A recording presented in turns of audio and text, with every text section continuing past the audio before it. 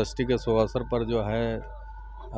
परसुडी बाज़ार में श्री श्री दुर्गा पूजा कमेटी द्वारा आज पंडाल का द्वार का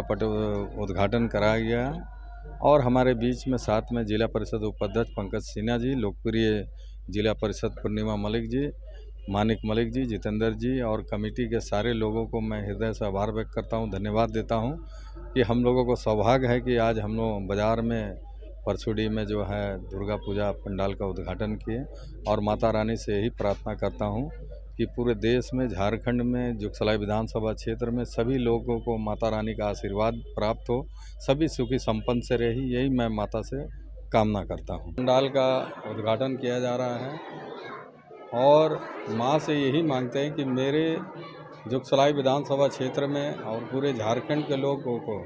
माता का आशीर्वाद मिले, सभी सुख संपन्न रहे, सभी आगे बढ़े, यही कामना करता हूं।